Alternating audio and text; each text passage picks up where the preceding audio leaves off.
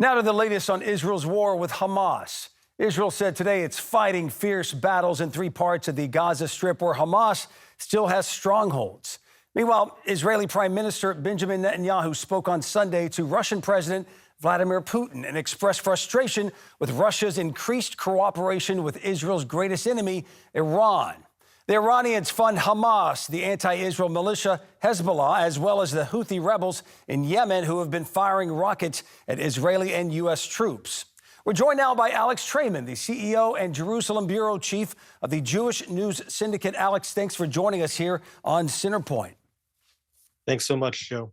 Alex, you've recently noted that no one is talking about Iran, so the question is, why not? Because they're essentially the ones pulling the strings with Hamas, Hezbollah, and the Houthis, right?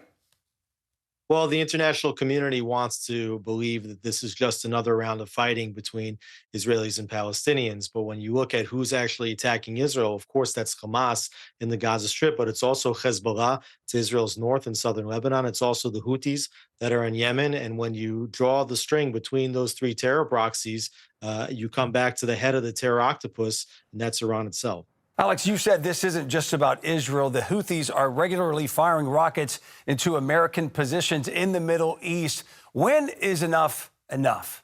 Well, you might have thought that it would already be enough. I mean, the Houthis have sent dozens of cruise and ballistic missiles and drones at Israel. They've hijacked ships in the Red Sea, and they've also threatened to hijack every ship that comes through the Red Sea, not just those that have ties to Israeli ownership.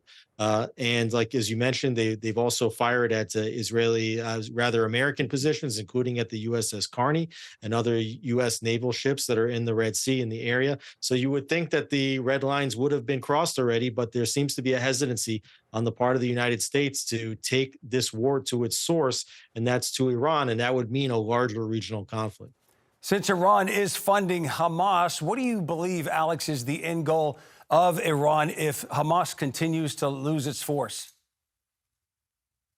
Well, I think that Hezbollah, which is a much larger force than Hamas, is still a great threat to Israel. I think actually Hamas did Israel a big favor by launching its attacks on October 7th, which was before Iran has a deliverable nuclear weapon. If the attack would have happened when Iran was able to operate the region with a nuclear umbrella, I think the situation would have been much more dangerous. And it's definitely in Israel's advantage to try to decapitate the Iranian nuclear program before they have the deliverable nuclear weapons. Alex Traiman, we appreciate you joining us here on Centerpoint, sir, taking the time, and be safe.